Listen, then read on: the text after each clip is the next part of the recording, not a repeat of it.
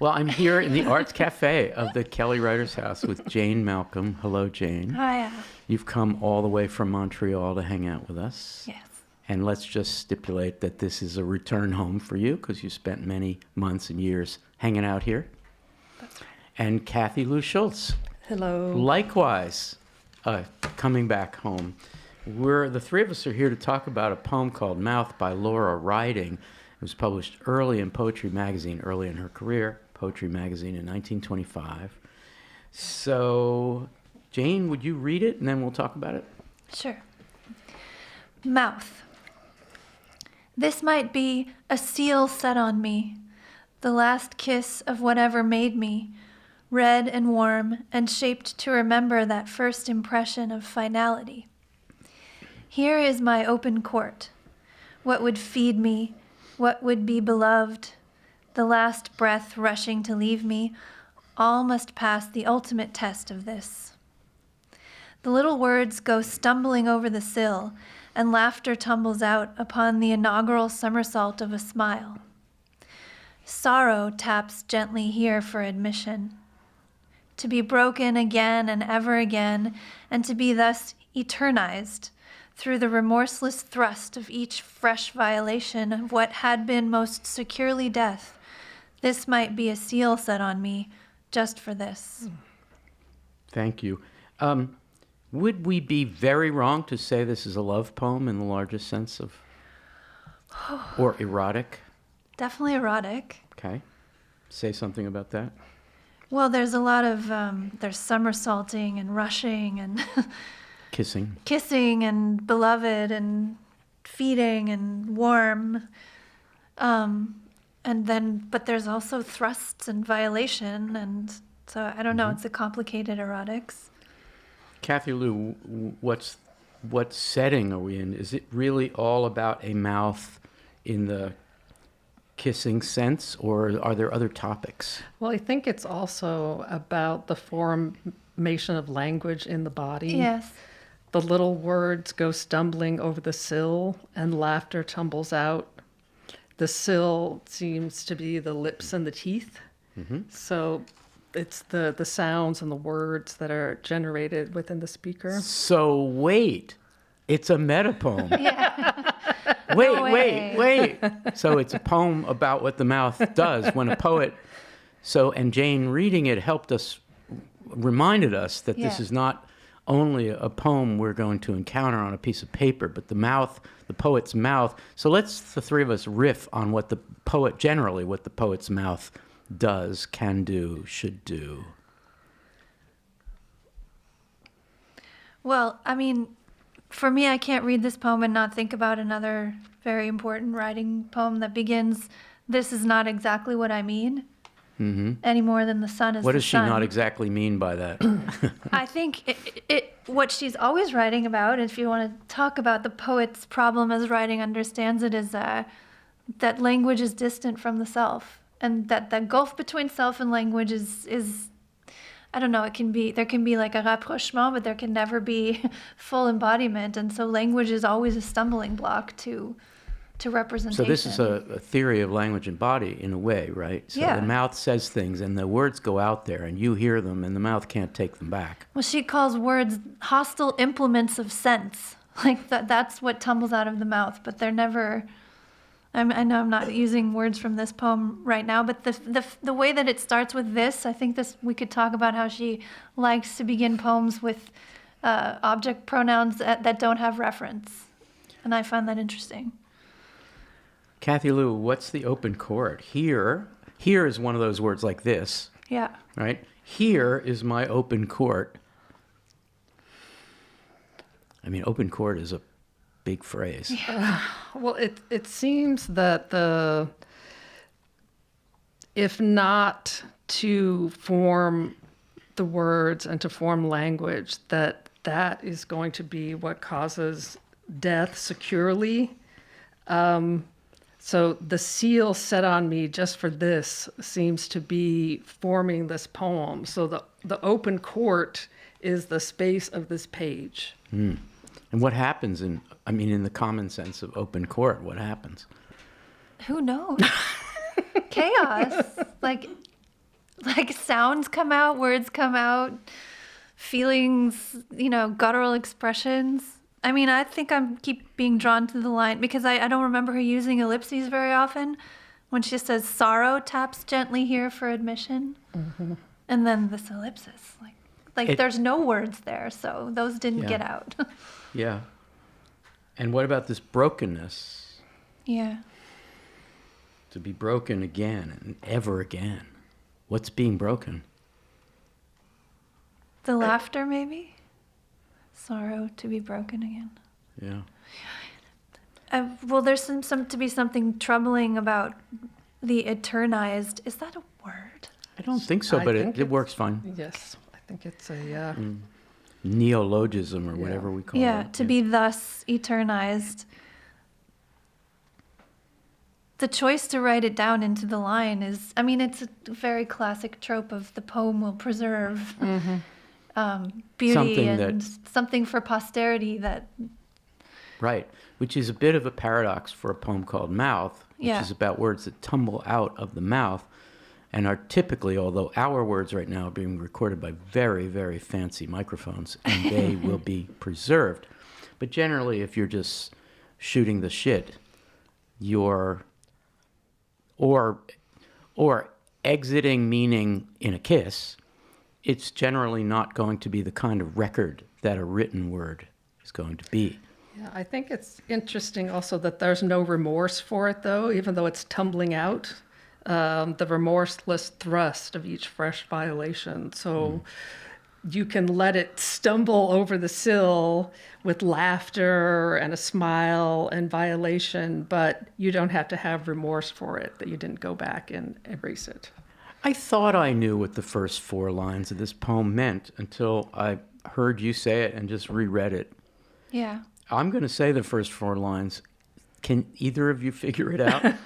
Because I mean, whatever made me is the hard part. Okay, this might be a seal set on me. So far I'm thinking, oh, we're sealing it with a kiss. It's a kiss. It's an act. The last kiss of whatever made me, red and warm and shaped to remember that first impression of finality. What the heck? Well, that's why I'm so enamored with the way she uses this. Like, she starts and ends with the same word. And whenever you say this, it has to be somehow the poem, the whole line, the whole thing. Right. But it also seems to be mouth as a seal, like the aperture, like the way in and out on the face.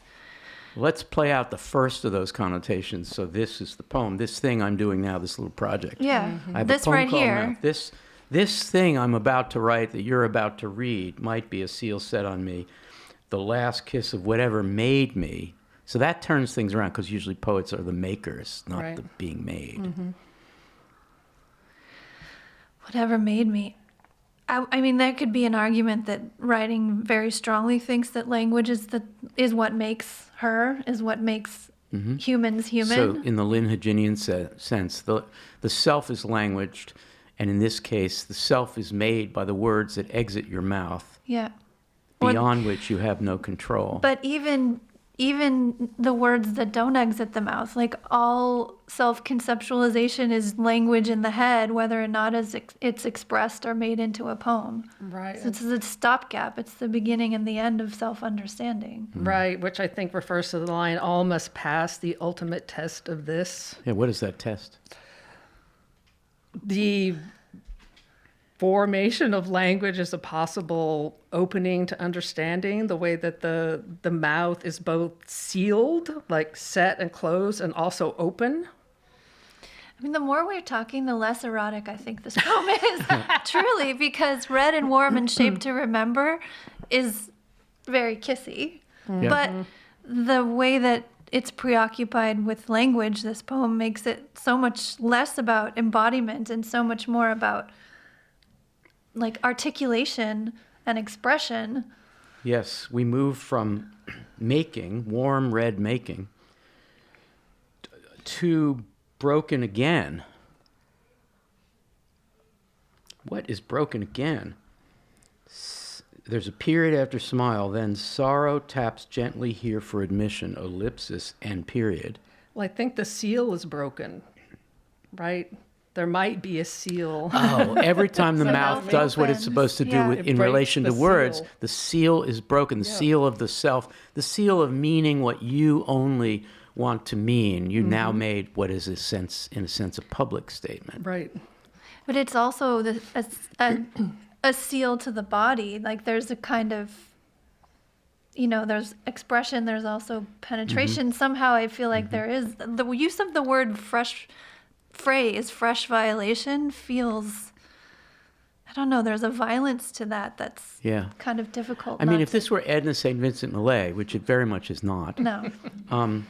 we would be talking about a kiss that turned bad, a kiss and a relationship, a Millay kind of relationship that turned into something awful, and she's going to move on. And she's going to forget it promptly. She's going to forget it, saying, you weren't good enough. Exactly. I shall So, forget I you mean, presently. Yeah, exactly. So, I mean, not to satirize Edna St. Vincent Millay, but what a contrast. They're working around the same time. Millay is probably, she's pretty famous by 1925. So, so maybe we should draw a contrast. What is not Millay like about this? First of all, it's language theory. But Well, there's no swagger. It's very serious. That's always writing's mode, I think, is to be sort of arch and so because of this is a tangent, but the letters between Stein and Writing, we talked to the Writing Society in Florida recently about the book. And the members who are very familiar with her work, one of these old ladies referred to her as starchy.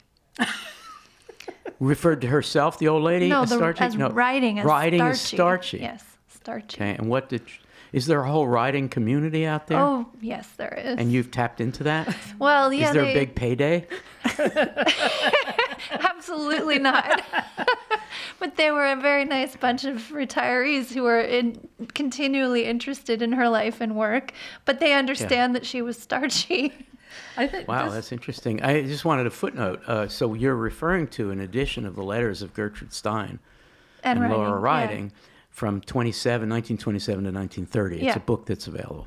Oh, yeah, thank you, Al. Yes. I just wanted to say yes, that. It is. Kathy Lou? I think there's also something playful in the middle here, though. That's tumbling. almost like it's stumbling and tumbling. And they're little words. They're little words. Like Jack and Jill going down the hill. Yeah, And stumbling over the sill.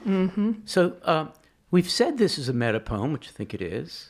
So now let's end by thinking about it as a meta poem. That is to say, mouth suggests sound. The poem is about sounds made. It is doing something with the paradox of it being a written, printed in Poetry Magazine poem of words. Some are little, but most are not.